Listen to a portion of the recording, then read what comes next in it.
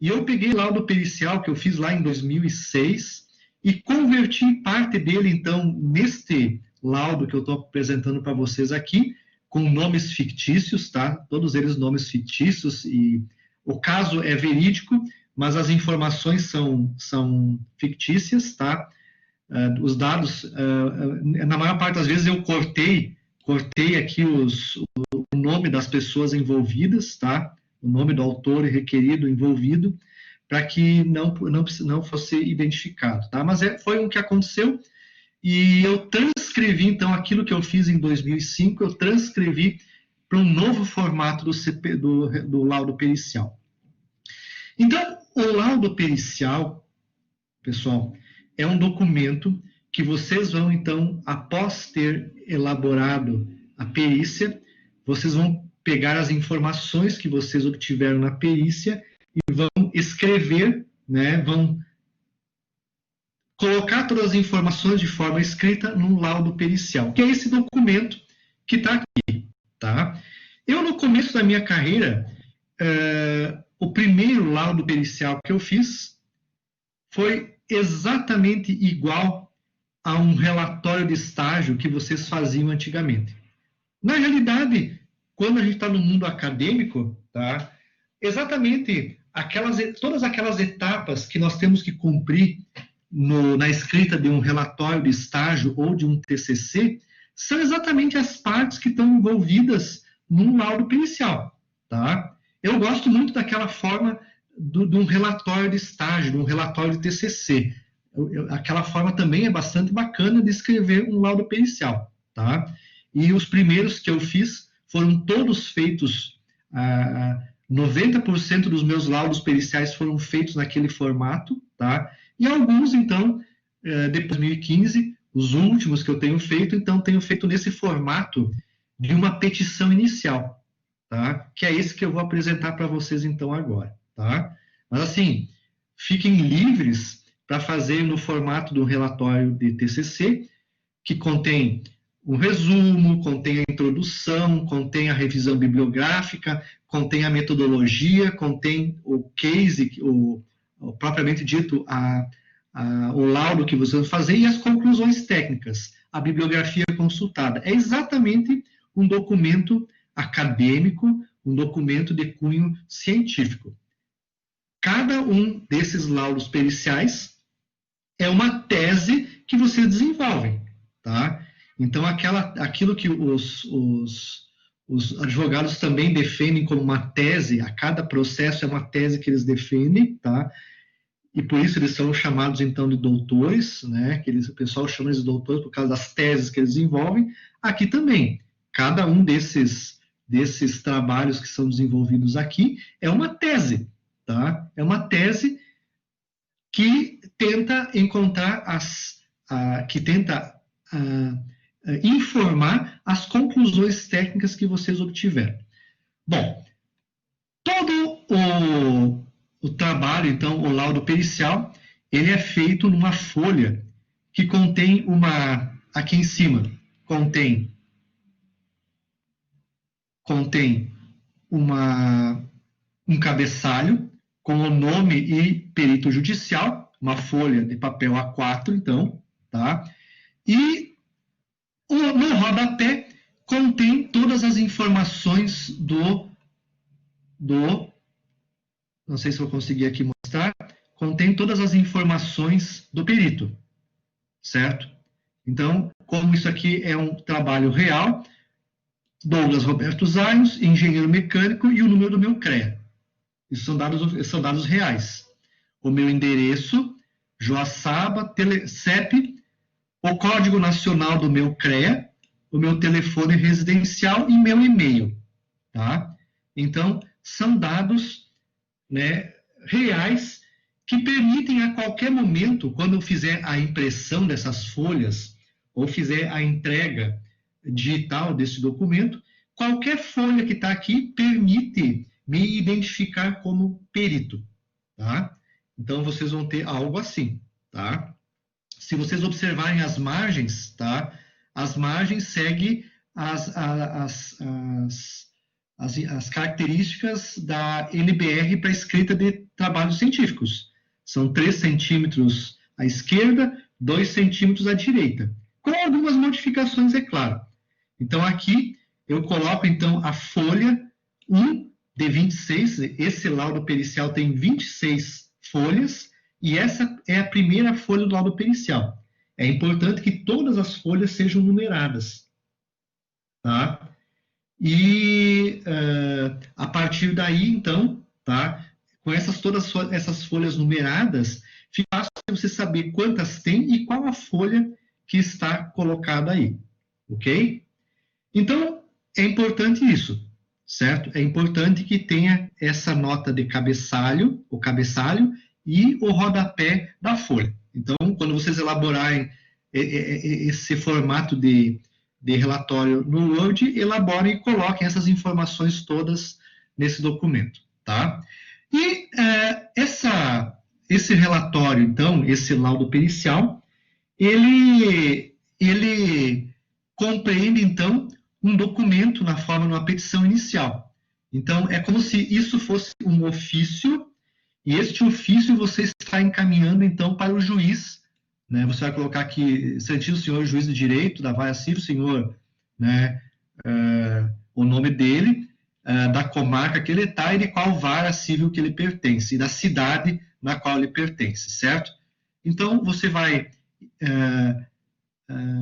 nominar este documento para o juiz e vai protocolar no ofício. E aí você começa sempre o ofício, esse laudo pericial, indicando quem você é e o que consiste esse documento. Então, como vocês já mandaram, possivelmente, como no meu caso, como eu tinha já mandado um ofício me qualificando nos autos, a qualificação é Douglas Roberto Zayos, engenheiro mecânico, casado, portador da carteira de identidade tal, CPF, residente domiciliado em tal, todas as informações de qualificação. Como eu já tinha encaminhado um ofício ao juiz com os honorários, os honorários da perícia, e com essas informações, a gente inicia sempre o ofício assim. Douglas Roberto Zayos, perito já qualificado nestes autos e nomeado por Vossa Excelência Juiz, na ação indenizatória tal e tal e tal, tá? Vem por meio desta, né, aqui, encaminhar o laudo pericial referente à análise desenvolvida, tá? Para que produza, então, os efeitos legais, tá? Então, essa é a introdução do laudo pericial. Com isso, vocês não precisam exatamente fazer um ofício encaminhando o laudo pericial.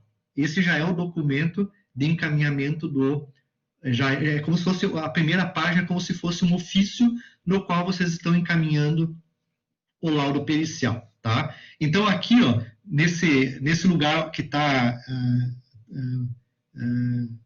destacado em preto aqui, que foi eliminado aqui, consta o número do processo, tá? E nesse número do processo, então, tá? Quando chega isso no fórum, eles já direcionam este laudo para o processo número tal, tá? Que é o texto. Este laudo, ele é composto por 6 partes a saber, tá? Gente, essas são as partes que devem compor o laudo pericial. Então, de acordo com o CPC 2015, tá? O CPC 2015, ele tem que ter a exposição do objeto da perícia, a descrição do local, do fato e características da perícia, eu já vou salientar cada uma dessas informações aí, análise técnica e qual a metodologia que foi utilizada, geralmente a metodologia é análise técnica, resposta aos quesitos do autor, resposta aos quesitos da ré, conclusão técnica sobre o assunto e anotação de responsabilidade técnica, que é o documento lá que vai em apêndice a esse documento principal, que tem, então, o contrato de serviço de vocês para o Tribunal de Justiça, tá? O único documento, que vai comprovar a realização dessa perícia, que vocês vão utilizar depois no currículo vitae de vocês, ou então como acervo técnico, é a ART. É esse documento aqui, ó. Então, é importante, pessoal, que vocês façam a ART. E como isso é um documento de engenharia, a ART é fundamental, tá? Geralmente, um trabalho que está aí com um custo envolvido de até mais ou menos uns 5, 6 mil reais, aproximadamente, tá? A ART vai custar em torno de 80 a 100 reais, tá? E vocês colocam sempre o custo dessa ART no orçamento da perícia. Ela é um custo que vai lá no planejamento, no orçamento da perícia. E é fundamental que vocês façam isso, tá? Senão, esse documento não tem validade, tá? Vocês são engenheiros, porque vocês vão ser engenheiros, certo? Porque vocês vão terminar um curso de bacharelado em engenharia, mas vocês vão ser engenheiros somente se estiverem, né, credenciados, né, no CREA. Se vocês não estiverem no CREA, se vocês não forem um profissional registrado no Conselho de Engenharia, vocês não são engenheiros, vocês são bacharéis em engenharia, tá? Então, é fundamental que vocês sejam credenciados para fazerem trabalhos técnicos, tá? E à medida que vocês vão fazendo, então, as ARTs, isso vai incorporando acervo a vocês, né? E isso conta como experiência profissional para vocês, certo? Então, é importante isso. Bom, então, o laudo tem essas partes, mais a ART, que é a anotação de responsabilidade técnica, ok? Bom, primeira parte, exposição do objeto da perícia. Então, o que vem aqui a seguir, parte 1, objeto da perícia. Vocês poderiam fazer este laudo pericial, como eu falei, na forma de um TCC. Colocariam lá capítulo 1, objeto da perícia, tá? Parte 1, objeto da perícia, parte 1, aí objeto da perícia. E fariam, então, os respectivos encaminhamentos no ofício, tá? Então, elementos dos autos. Aqui consta, nessa forma recuada, tá? Consta, então, o que vocês vão estar desenvolvendo. Ó. Pelo apresentado pelo autor na sua inicial, pode ser visto que o problema em questão é a ocorrência de um problema mecânico na caixa de marchas e, posteriormente, problemas mecânicos no motor de um veículo caminhão Scania, adquirido da empresa ré e que supostamente encontrava-se amparada pela garantia contratual do produto. Os problemas apresentados na caixa de marchas e no motor provocaram à autora gastos para o conserto e perda de lucros cessantes. Então, é uma introdução do que é o laudo pericial. Uma vez que eu tenho o laudo pericial, eu tenho que ter um entendimento do que é a diligência.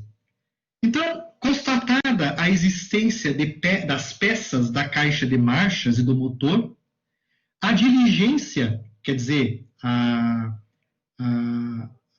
execução da perícia técnica, dá-se no sentido da análise das peças supostamente defeituosas, avaliação do seu estado atual e identificação dos possíveis modos de falha e caracterização das causas da falha. Então, esse foi qual era o meu objetivo diante da perícia, tá? Tendo as peças, tendo o motor, analisar as peças do motor, achar os possíveis modos de falha e a causa das falhas. Então, o objeto da perícia, pessoal, que vem na sequência, não é exatamente o motor Scania. O objeto não é o que a gente trabalha como objeto material. É o que a gente vai encontrar com o que nós temos que encontrar fazendo o laudo pericial. Então, objeto da perícia. Se a causa dos problemas foram originadas por uma deficiente revisão da caixa de marchas e motor, relacionados com o contrato de garantia, ou se foram por problemas de conduta operacional deficiente do caminhão, objeto da perícia. Mas, esse objeto aqui ficou até meio mal aqui colocado, nesse último objeto, tá? Mas o objeto da perícia é como se fosse o objetivo da perícia, tá? apesar de estar usando esse nome objeto, talvez o objetivo da perícia fosse mais relevante, esse título, tá? Objetivo da perícia. Mas a gente usa objeto da perícia, tá? E aí, então, a gente coloca aquilo que tem que definir. Analisando as peças defeituosas que constam aqui em cima, a minha função era definir se as peças defeituosas foram geradas por problema de falha mecânica mesmo, falha do contrato de garantia, ou se o operador da máquina, o motorista, teve algum procedimento inadequado e ele próprio danificou o motor por uma conduta operacional não ideal. Tá? Então, com isso, a gente concluiria o trabalho da perícia. Tá? E isso é o que vai constar lá nas conclusões técnicas. Né? Nas conclusões técnicas, que é a primeira parte, possivelmente, que o juiz vai ler, deve ter exatamente essas informações de quem foi o problema. Analisando as peças, constatou-se que o problema foi devido a uma sobrecarga do motor. O cara passou uma marcha errada, né, ao subir alguma serra, alguma coisa assim, e por exemplo, ao fazer isso, sobrecarregou o motor, sobrecarregou a caixa e danificou uma peça do motor, tá? Ou da caixa redutora. Então, esse é o entendimento, tá? Então, é a segunda folha que consta, então, do relatório do laudo pericial. Tá? Então, na sequência, segunda folha, também indicada a folha 2 e 26, novamente papel timbrado. Parte 2, descrição do local, do fato e características. Eu gosto de colocar essa parte inicial, a linha de atuação dessa perícia. Então, parte 2 já é descrição do local, do fato e características. Tá? O que envolve a parte 2? Eu gosto de colocar uma linha de tempo de atuação do perito. E coloco alguma coisa assim. Ó. O perito foi intimado, no dia 10/2/11, ele foi até o fórum, ou entrou no sistema do TJSC, pegou o laudo pericial, resgatou o processo no fórum, ou teve o acesso ao processo digital. Ele, então, estudou, e no dia 8/4, ele marcou a diligência, então, para 8/4. Então, 10/2, ele encaminhou um ofício possivelmente para o juiz e já marcou a diligência para 8/4. Fez a diligência, né, fez o exame pericial, e a partir daqui ele fez o início da produção do laudo. Então, durante esse tempo azul aqui, foi produzido o laudo, e no dia 8/5/2011, eu entreguei o laudo pericial para o juiz. Tá? Então, isso aqui é bacana mostrar para o juiz, quem consegue fazer isso a tempo, tá? Porque mostra, então, que realmente os prazos foram apertados, e isso mostra o trabalho do perito rápido em tomar uma decisão com relação ao processo. Tá? Então, isso é importante, eu acho que mais nesse aspecto, para mostrar para o juiz como foi o trabalho rápido de vocês. Tá? Aí, eu coloco aqui sempre a data da diligência, quando é que foi feito o trabalho de perícia. Então, a data da diligência foi agendada para o dia 8 de abril de 2011. Coloco o contato da parte autora, o advogado, o e-mail dele, o contato da parte ré. Qualquer contato que a gente fizer com as partes, né, a gente sempre vai fazer com os advogados das partes, tá? Então, se a gente quer saber alguma coisa do processo, você liga para o advogado, apresenta o processo, eu sou perito do processo tal, e faz as perguntas que você precisa saber. Onde é que está o veículo? O que aconteceu lá na empresa? Está liberado para poder fazer uma análise? Como é que está a situação das peças? Com quem que estão as peças? Então, você pode entrar em contato com as partes, né, para solicitar alguma coisa, alguma informação, e está ali, então, a informação que você sabia disso, tá? E a diligência, então, foi agendada para esse dia 8 de abril, e aqui uma síntese rápida do que aconteceu na diligência. A diligência aconteceu conforme programada, o início se deu às 13h30, 50, estavam presentes o assistente técnico da autora e da ré. Tá? As peças do objeto da perícia foram analisadas e a perícia encerrou às 18h50. Então, o momento que iniciou e o momento que terminou a perícia. Quem estava lá junto, tá? Ok? Hoje, eu colocaria neste local também, né, uma síntese da conversa que vocês obtiveram com os assistentes técnicos. Lembra que eu falei na aula passada, ó, as fotografias tiradas foram feitas somente pelo perito, tá? Vocês podem colocar aqui que essas informações foram repassadas para os assistentes técnicos, que as fotografias seriam exclusividade do perito, que eles poderiam estar solicitando fotos e assim por diante. Eu colocaria, nos próximos que eu vou fazer, eu vou colocar sempre isso. Colocaria aqui, então.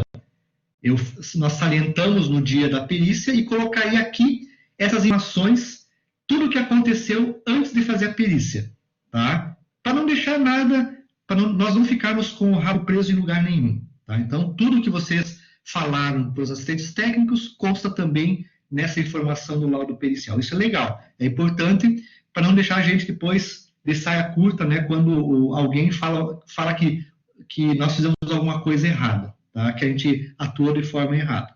Então, os próximos que eu vou fazer, eu vou colocar isso. Então, já deixo vocês já também com essa informação para colocarem também aqui isso, tá?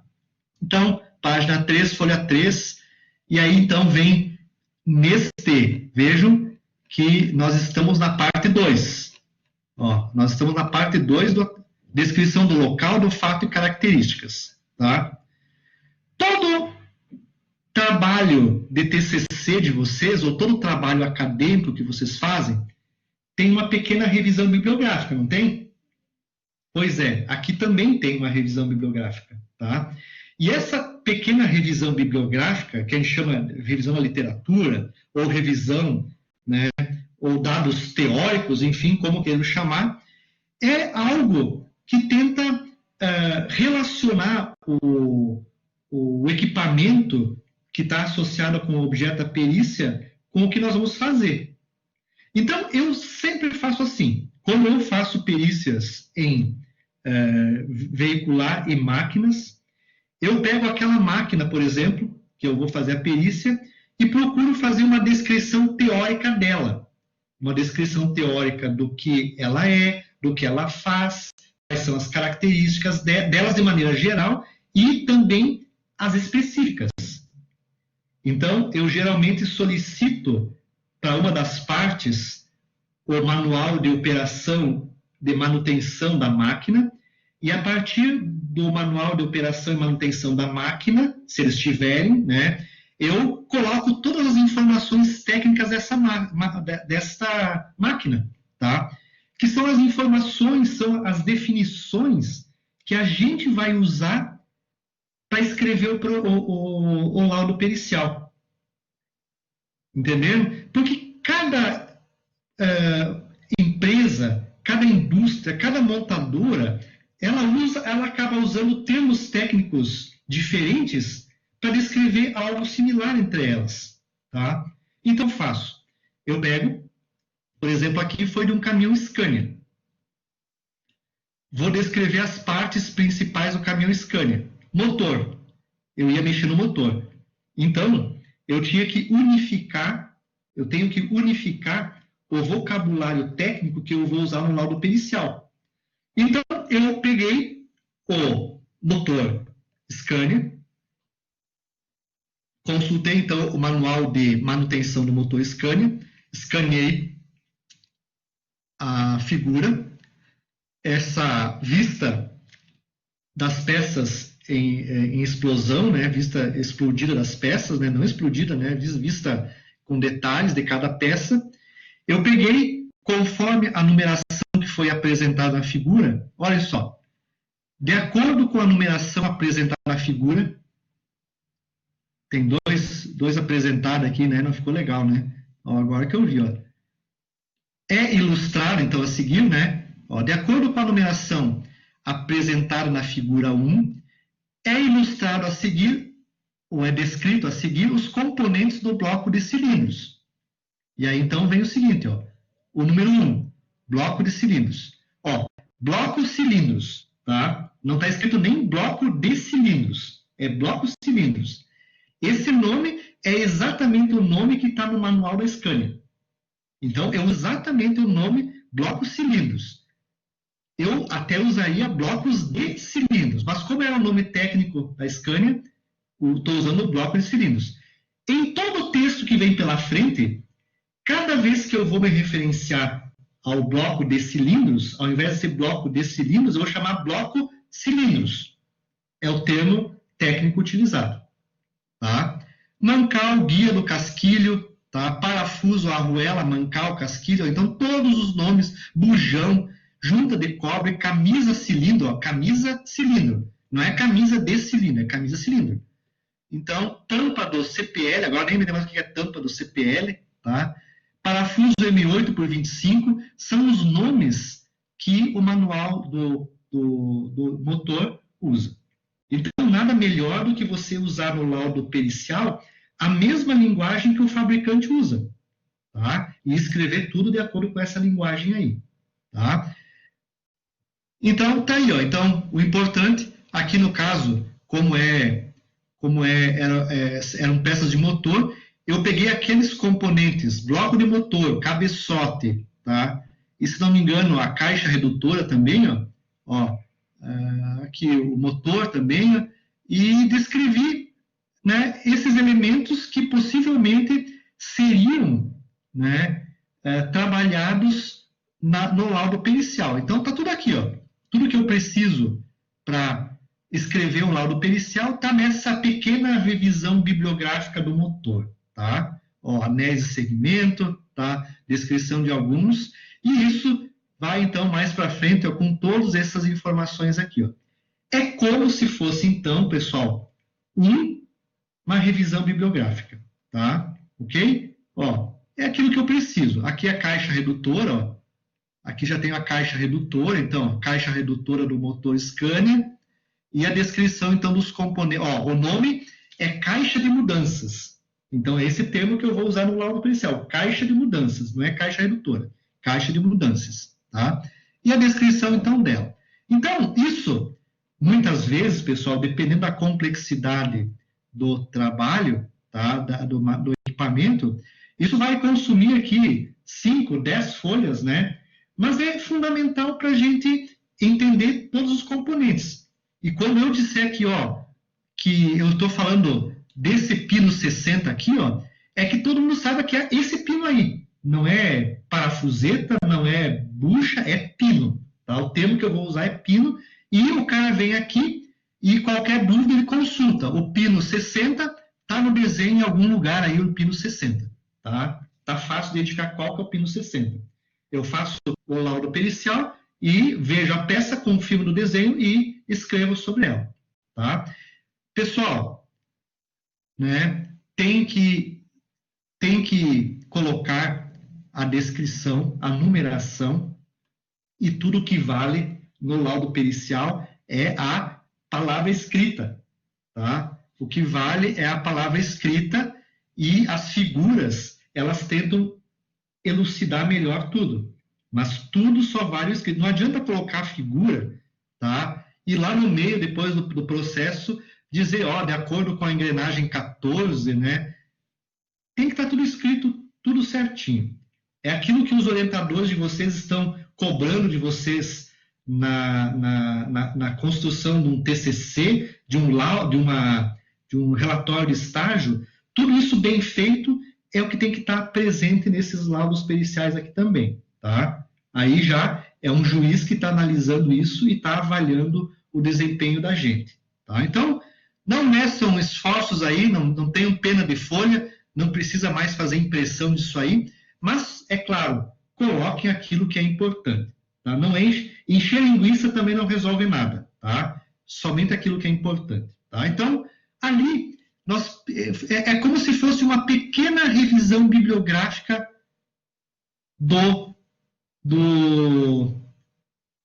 uma pequena do equipamento que a gente vai estar fazendo o trabalho, até que o juiz entenda, tá? No último que eu fiz, como eu falei, foi do Audi A4, tá? Quando eu fiz esse levantamento bibliográfico, digamos assim, esse levantamento de dados do veículo e do motor, tá? Eu comecei apresentando de maneira genérica o que era o Audi A4, aquele modelo que foi fabricado em 2009 na Alemanha, que foi trazido para o Brasil, quais eram as peças componentes, qual que era a potência dele, tá? Quais eram as características técnicas de transmissão, consumo de combustível, tudo eu coloquei na apresentação inicial, baseado sempre nas informações técnicas do fabricante. Escrevi que o veículo tinha sofrido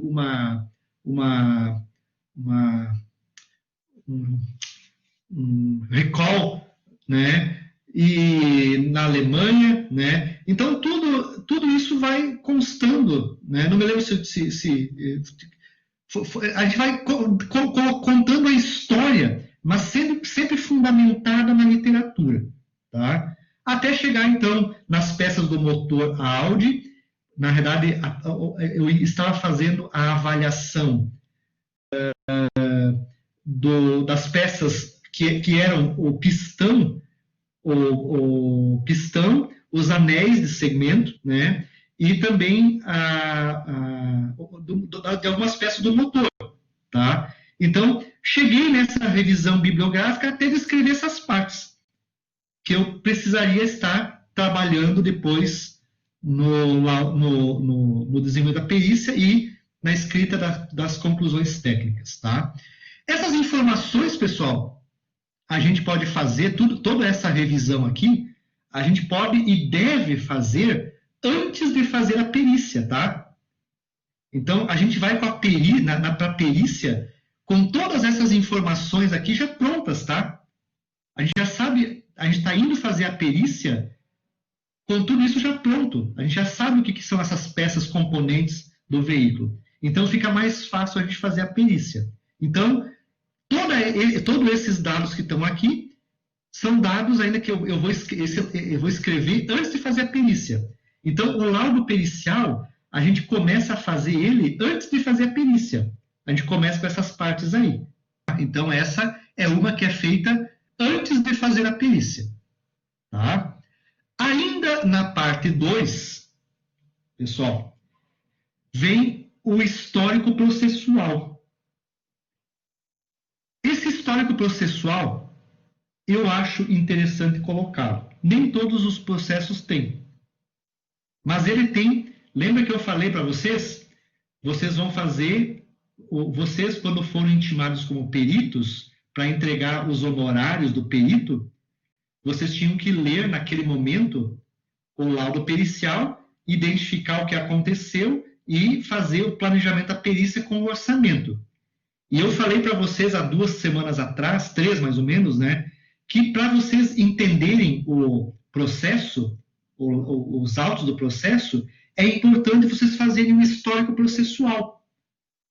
E aí vocês fazem esse histórico processual colocando em ordem cronológica tudo o que aconteceu. Porque o que acontece? Na petição inicial, vocês têm os dados que são relatados pelo autor, de ordem cronológica, e na contestação, vocês têm em ordem cronológica aquilo que o requerido apresentou, como defesa, possivelmente como defesa, certo? Então, o que vocês Peguem esses 2 documentos, fazem uma síntese e colocam um só em ordem cronológica, para vocês entenderem o que aconteceu, tá? Porque daí vocês vão para a perícia sabendo no rolo que vocês estão se metendo, tá? É bem isso, tá? Me desculpe a palavra, é rolo mesmo. As coisas é uma complicação infernal. Então, assim a gente consegue entender tudo aquilo que se passou durante o processo. E a gente faz esse histórico processual antes de fazer, então, o planejamento da perícia, antes de mandar a carta para o juiz do aceito da perícia. Então, tudo isso, né, está já pronto. Você já fez isso também. Então, aquilo que você fez lá, você escreveu no arquivo do Word, agora você pega naquele arquivo do Word e dá um Ctrl+C, lá e Ctrl V aqui, ó. Cola essas informações aqui, ó, tá? Então, isso vai ter 3 páginas, 4 páginas também, tá? Mas, gente, olha, isso vai resolver e vai abrir a cabeça de vocês um monte se vocês fizerem isto aqui, esse histórico processual, tá? Não precisam copiar tudo que está lá, senão dá muitas folhas, né? Mas façam uma síntese de vocês.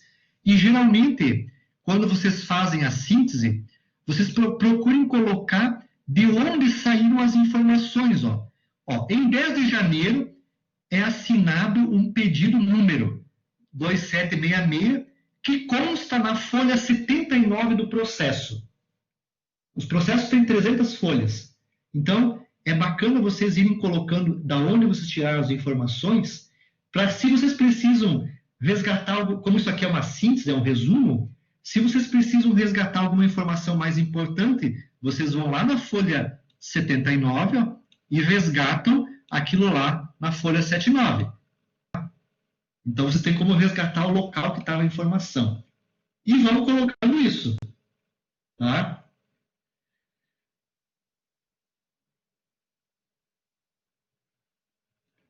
Bom, o critério do referencial teórico, que consta disso, a ideia é fazer sempre uma descrição daquilo que você conseguiu obter. Tá? Então, sempre ao vocês fazerem, no caso, esta descrição, esta referencial teórico, que na realidade é uma descrição do equipamento, né, uma colocação dos termos principais que vocês vão usar, tá? Depende de cada caso, tá? Então, esse referencial depende das informações que vocês vão ter também disponível. Algumas vocês não conseguem, tá? Outras ficam de forma mais ampla, tá? E outras conseguem muita informação sobre isso. Então, depende muito da descrição do que vocês têm. Por isso, vocês têm que procurar bastante.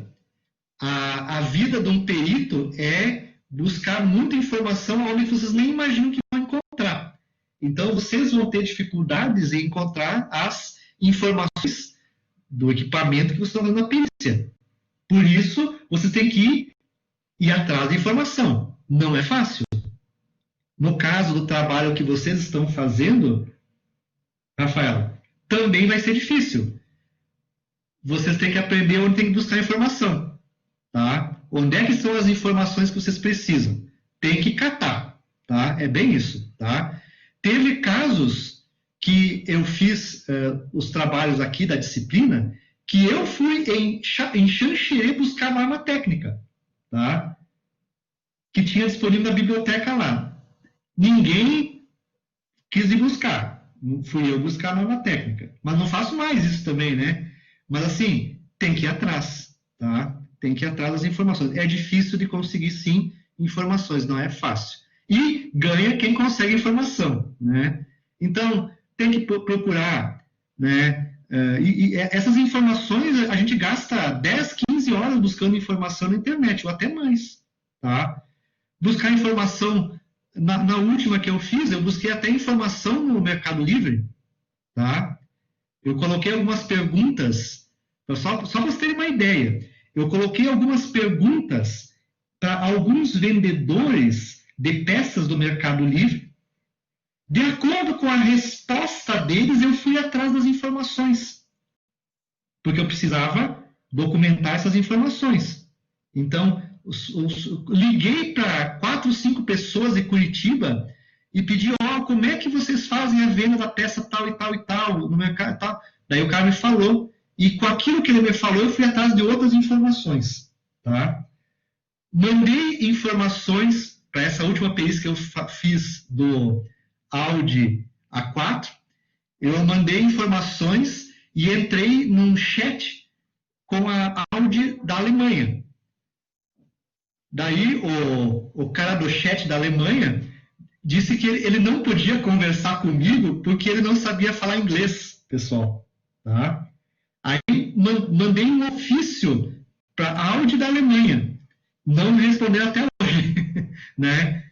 Não me responderam, mas mandei um ofício. Entrei em contato com o chat e o cara disse que, ó, eu não sei falar em inglês, cara. Ele fala, eu só sabia inglês, né? Não ia falar alemão, né? Talvez alguns de vocês saibam alemão, né? Mas eu não vou me atrever no alemão. E o cara não sabia inglês, né? Então vejam que a gente vai longe para buscar as informações, tá? E o caso de vocês também é bem complexo, tá?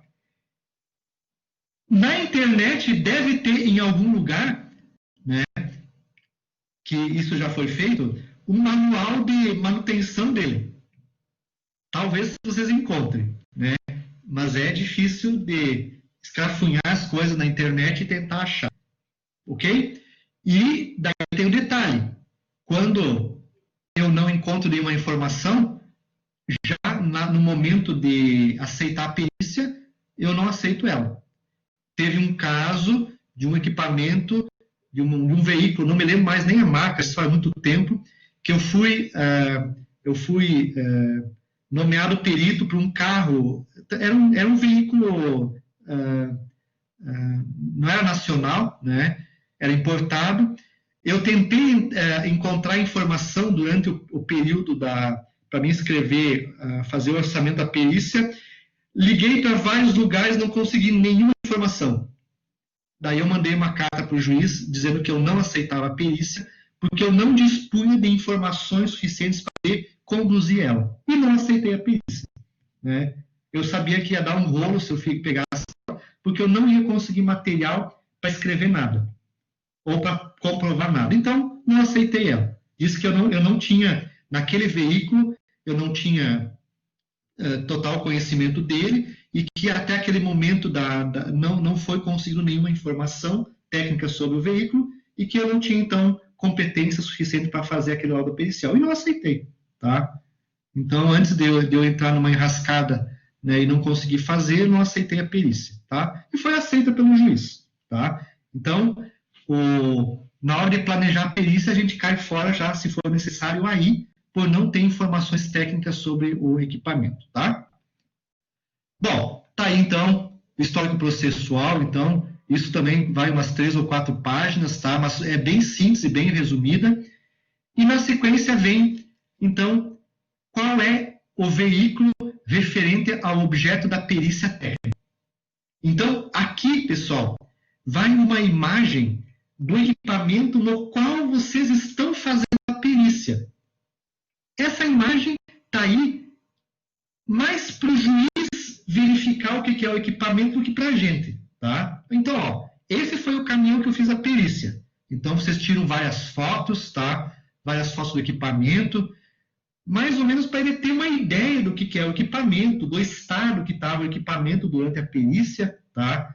Tem equipamentos tem veículos que ficam parados por 5 anos, né? Então, quando a gente vai fazer a perícia, ele está enferrujado, oxidado, vidros quebrados, ficou parado no tempo, com água dentro. Então, a gente tira foto daquele momento que a gente fez a perícia, para mostrar para o juiz o que é o equipamento, o processo, né, no qual nós fizemos a perícia. Tá aí, então, a foto do equipamento. Nesse caso, só ilustrativa. Tá? E aí vem aquilo que estava disponível para a realização da perícia. Quando eu fui fazer a perícia, o que estava disponível eram essas peças aqui. Ó.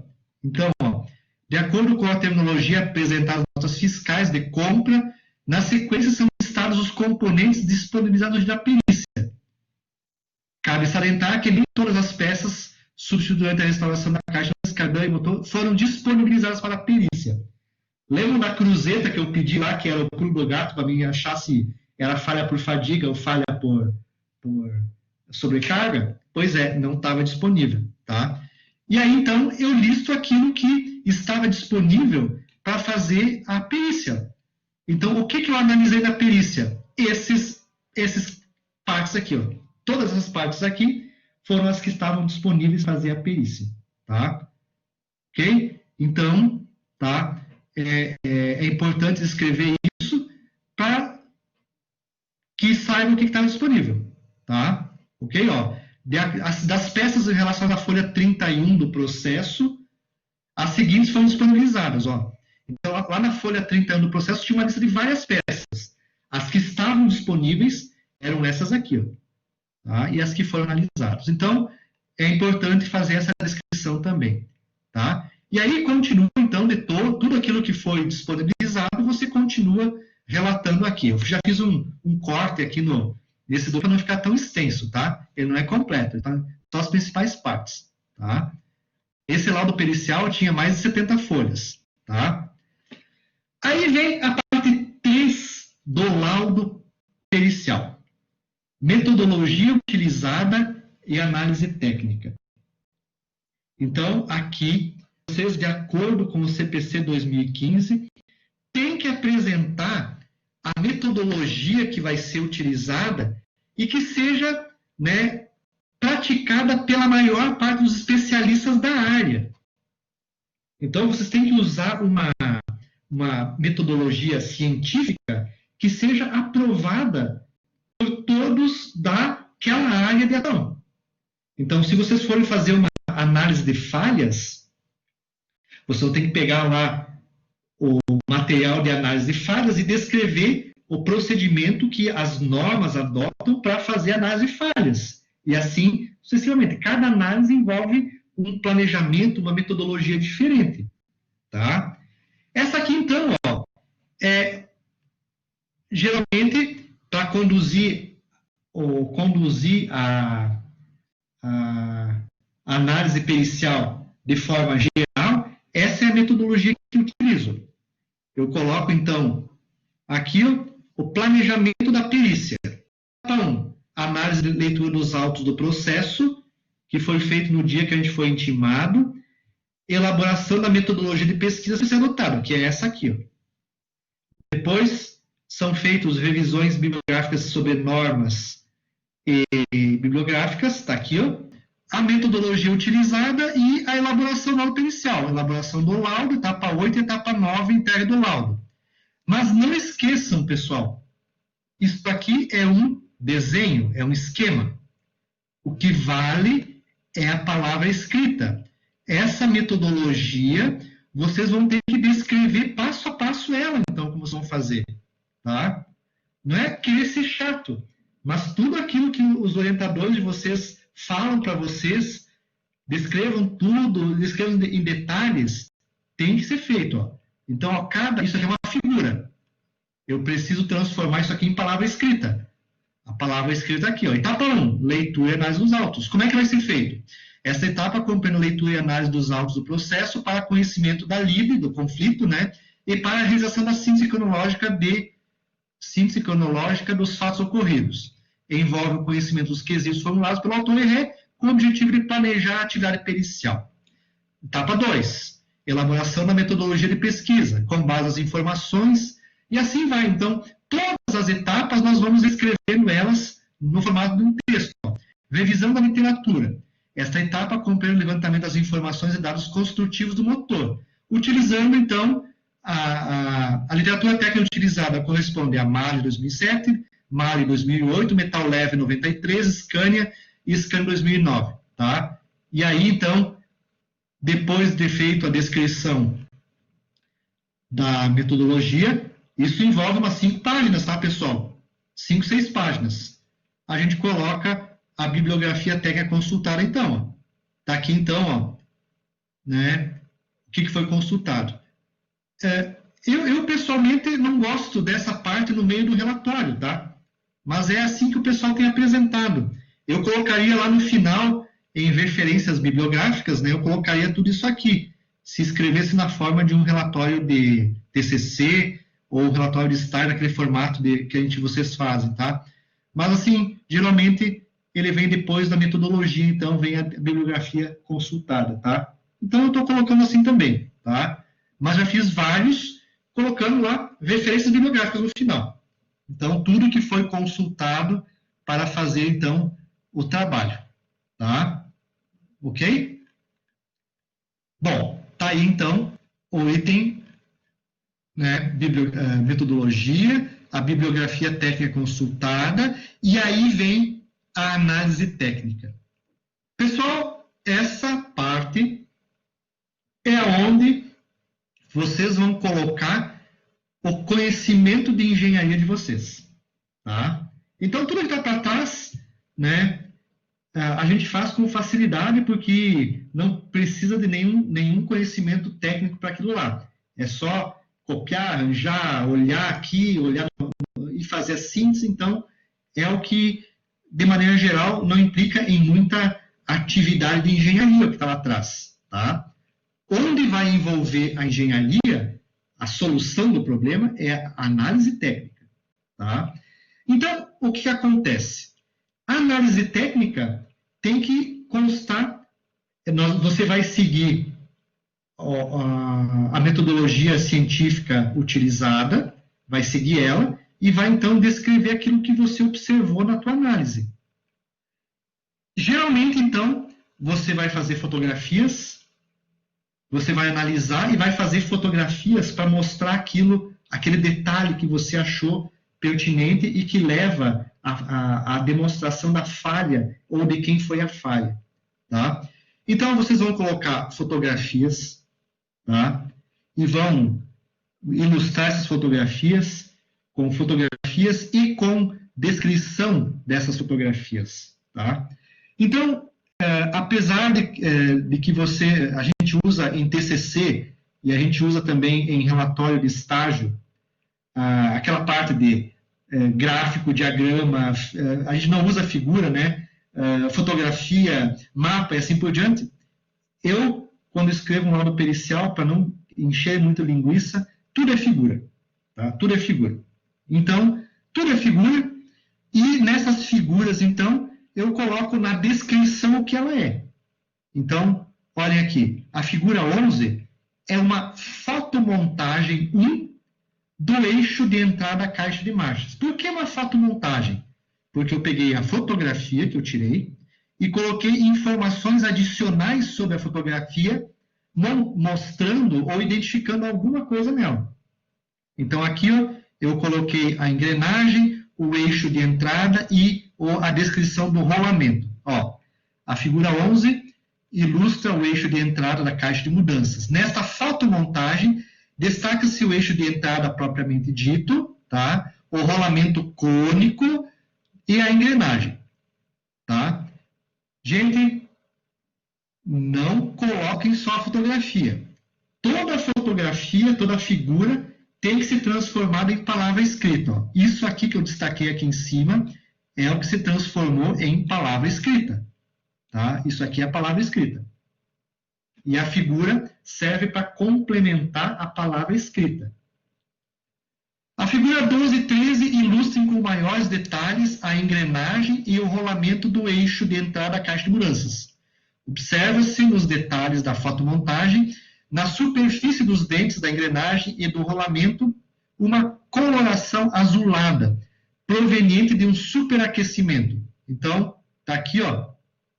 Tá? Ó, tá aqui a fotografia. Se vocês olharem aqui assim, ó, né, talvez não dê para perceber na própria fotografia não dá para perceber, mas tem uma coloração azulada aqui e em vários detalhes, tá? A engrenagem e o rolamento, ó, coloração azulada aqui e aqui. Foi aquilo que eu identifiquei no dia da perícia. Talvez aqui não dê para perceber muito bem por variação de cor da própria fotografia, assim por diante, né? Mas estão aí, ó, as colorações azuladas que foram observadas. Então, essa engrenagem aqui, ela sofreu um superaquecimento. Ela estava toda azulada, então aconteceu alguma coisa que superaqueceu ela. Tá? O quê? Não sei. Né? Por enquanto, não sei. É o que vai acontecer na análise. Então, você leva o que você observou e faz a fotomontagem, então, tá? Por isso que é fotomontagem. É uma fotografia onde foram adicionadas textos e outras informações sobre a montagem. Quer ver que legal aqui que tem uma para frente aqui, ó? Aqui também, ó, a fratura, fotomontagem do quadrante da caixa de mudanças, capa do rolamento, coloração também azulada, fratura da capa externa. Então aqui, ó, tem uma fratura da capa externa, marca dos elementos rolantes, ó. Então, eu coloquei uma linha preta evidenciando que nesses pontos existe uma marca dos elementos rolantes. Talvez na fotografia nem se perceba, mas quando você olha exatamente a peça, naqueles lugares ali tem marcas dos elementos rolantes. Tá? Então, vejam, figura 14A, figura 14B, figura 15A e B, então, todas elas estão ligadas, então, com a descrição completa deles. E aí, o que você observou aqui, você escreve. Tem que transformar o que você está mostrando aqui em linguagem escrita. Tá? Análise da cruzeta, tá? E assim vai, então. Tudo que vocês observaram na análise técnica, vocês escrevem aqui. Vocês escrevem tudo que observaram na análise técnica aqui. E depois que vocês fizeram a análise técnica, vocês vão responder os quesitos que foram solicitados para vocês. Então, vem a seguinte, ó, resposta aos quesitos do autor, que é a parte 4, e a parte 5 vai ser resposta aos quesitos da ré. Vocês geralmente vão listar, então, cada quesito, ó, de acordo com a numeração de que o requerido, o autor fizeram, né? Então, o quesito 1 do autor, de acordo com o que ele escreveu lá, vocês escrevam exatamente como ele escreveu. Tá? Então, descreva, senhor perito, o procedimento utilizado durante a realização da perícia. Se tiver erro de português, coloque um erro de português também aí, tá? Coloque uma observação, mas também coloque exatamente como ele escreveu, tá? Não mudem nada do quesito para não alterar, né, o significado da pergunta deles. E aí vocês colocam as respostas de cada quesito. Tá? Então, o que o assistente técnico do autor pediu, né, eu coloquei a resposta aqui. Vocês coloquem resposta e coloquem a resposta. Quesito e resposta. Tá? Para cada um, então, ó, quesito 2, o quesito e a resposta. E assim, para todas as perguntas, para todos os que foram feitos, você vai colocando, então, a descrição do quesito e as respostas que foram obtidas por vocês. Tá? Nessas respostas, vocês tentem colocar as informações que vocês estão respondendo. Se precisa de alguma informação do processo, coloquem a folha no qual está, a informação do processo e assim por diante. Tá? Então, ó, tudo. Eu tirei aqui as figuras, tá? Aqui foi tudo. Eu tirei, na hora de fazer esse documento aqui, eu tirei as figuras que estavam sendo descritas aqui. Então, todas, né, as informações, você salienta figura. Tá? Você salienta a figura que você fez a análise técnica e a resposta da análise técnica. Então, ó, vem as respostas dos quesitos do requerido e da ré. Parte 5, resposta aos quesitos da ré. E aí você coloca exatamente como ele formulou os quesitos lá, coloca a resposta que você vai dar para cada quesito. Ó, só aqui nessa quesito 1, ó. Das peças descritas na folha 24 a 30 do processo, dos autos do processo, as disponíveis foram tal e tal e tal. Então, você salienta, chama o processo onde precisa, coloca a descrição da folha no processo, para você não se perder com essas informações aí. Tá? E aí vem a resposta, todas as respostas dos quesitos que o requerido, então, fez. Ok? Tá? Então, vem mais. Então, geralmente tem bastante respostas. Tá? Mas, um detalhe importante. Como é que vocês vão fazer a análise técnica e responder os quesitos? Ó? Essa é a parte mais importante, ó. É a análise técnica. Ó, começa aqui, análise técnica. Ela vem antes dos quesitos, tá? Então, a análise técnica que vocês vão escrever, vocês têm que escrever essa análise técnica sempre olhando para as perguntas, para os quesitos que foram formulados. E ao escrever esta análise técnica, vocês vão tentando escrever, neste momento do relatório pericial, já as respostas dos quesitos, tá, gente? Então, vocês vão fazer análise técnica sabendo quais têm que ser as respostas àquilo que os quesitos pedem. Porque você tem que responder na análise técnica tudo aquilo que os quesitos perguntaram também. A análise técnica de vocês tem que estar fundamentada nos quesitos. E aí, então, vocês elaboram essa análise técnica. Ela vai constar, dependendo de cada caso, de 10, 15, 20 folhas, às vezes. Uma análise completa. Tá? 20 folhas, imagine 20 folhas. Está tudo ali. Todo o conhecimento de vocês, engenheiros, está nessa análise técnica. Aí, depois que vocês fizeram ela, revisaram ela, talvez trocar algumas informações com os assistentes técnicos, refizeram ela, reescreveram de novo ela. Quando tudo está prontinho nessa análise técnica, vocês vão, então, responder os quesitos. Tá? Então, quando isso aqui estiver pronto, vocês vêm e respondem os quesitos. Aí, tem quesitos que estão sendo solicitados aqui, que a resposta dele já está dada na análise técnica. Aí, você pega aquela resposta que está na análise técnica e transcreve ela para o quesito. Entendeu?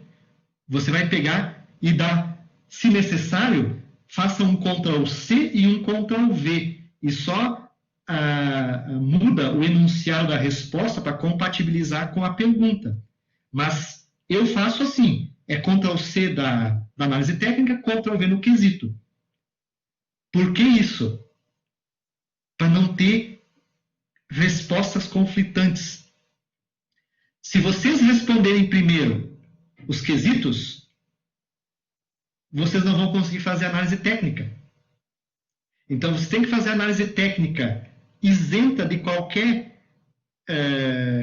perspectiva de condução errada do processo, tem que responder certinho, e aí vocês depois respondem os quesitos. Senão, vocês vão ter no processo, podem ter no processo, respostas diferentes. Para mim, aconteceu no primeiro laudo pericial. Pode ser que tenha informações conflitantes entre a análise técnica e a resposta do quesito. E aí, algum dos assistentes técnicos pode derrubar o laudo pericial de vocês, ou pode derrubar aquele quesito. Então, por isso que é importante, tá? A resposta aos quesitos deve ser igualzinha à análise técnica, tá? Então, Ctrl+C, Ctrl+V, para não ter nenhuma diferença de palavra nem de vírgula, tá? Porque uma vírgula dentro do processo muda o contexto. Então, de preferência, vocês peguem a mesma resposta que vocês deram lá e coloquem que estão repetindo a informação que tem lá. Por exemplo, ó, essa resposta aqui, ó, olha só a resposta que o cara me perguntou aqui. Ó. Analisando as peças objeto da perícia, em que estado de conservação encontram-se as mesmas? Elas apresentam defeito ou desgaste? Em caso positivo, descrever os defeitos, desgastes e as possíveis causas mesmo. Bom, essa aqui era a pergunta que matava tudo. Tá? Então, nessa resposta, lá na análise técnica, eu fiz a análise técnica da engrenagem, do rolamento, da engrenagem cônica, do eixo, da cruzeta e assim por diante. Só que agora, nessa resposta desse quesito, envolvia o conhecimento que foi obtido em todas aquelas análises técnicas. E aí, então, a resposta, ó, é tudo. Ó. Primeira resposta, A. As engrenagens apresentaram desgaste decorrente do uso compatível com a quilometragem percorrida pelo caminhão. A engrenagem, item 37 da figura 8, ó, isso aqui consta, então, lá na revisão bibliográfica. Conforme ilustrado na figura 12 e 13, que é a análise técnica, apresenta coloração azulada, decorrente de um superaquecimento, e apresenta superfície umedente e uma cratera e assim por diante. Então, são as mesmas informações que estão na análise técnica, foram repetidas aqui, no contexto do quesito. Então, a gente tem que ter esse cuidado para não fazer, não duplicar, ou não colocar informações que sejam conflitantes no laudo pericial, tá? Então, ó, só essa resposta aí, ó, meu Deus, ó, 1, 2, 3 e continua ainda. Ó, deu mais ou menos 3 páginas só da resposta do quesito 3 do sujeito, deu 3 folhas de resposta, mais ou menos. Aquilo eu trunquei aqui, né? Não precisei mostrar mais coisa aqui, né? Mas trunquei por aqui e tinha mais informações sobre isso ainda. Ok? Bom, terminou os quesitos do autor, do requerido. Se for necessário, repitam a mesma resposta que vocês deram no quesito. Se tiver alguma pergunta, algum quesito que é o mesmo para as duas partes, procurem dar a mesma resposta nos 2 quesitos. Não coloquem nenhuma informação adicional numa e na outra. Aí vem a conclusão técnica. O que vocês conseguiram, então, de resultado? Aí vocês vão colocar aqui na forma de item, tá? O que vocês consideram importantes para que o juiz tome uma decisão. Então, vocês vão colocar aqui, observaram que a engrenagem 5 tinha uma coloração azulada, a coloração azulada é decorrente de uma sobrecarga do motor, que isso tem sido feito por uma troca errada de marchas. Ou, entenderam? Ou não, né? Estou só dando um exemplo. Então, vocês vão escrever isso aqui, a conclusão técnica de vocês. Então, isto, pessoal, também, aqui eu coloquei só 2, tá? Eu coloquei só 2, vão ter aqui talvez umas 10 considerações técnicas que vocês acham pertinente informar o juiz para que ele tome uma decisão. E talvez a decisão dele vai ser tomada com relação a essa conclusão técnica da perícia. Lembra do objeto da perícia? O objeto da perícia era identificar se a causa da falha foi devido a defeitos de fabricação ou de montagem do motor ou má conduta do operador. Então, tem que constar aqui qual vai ser, então, essa solução, qual que é a conclusão técnica. E aí vocês colocam, então, se despedem do juiz, tá?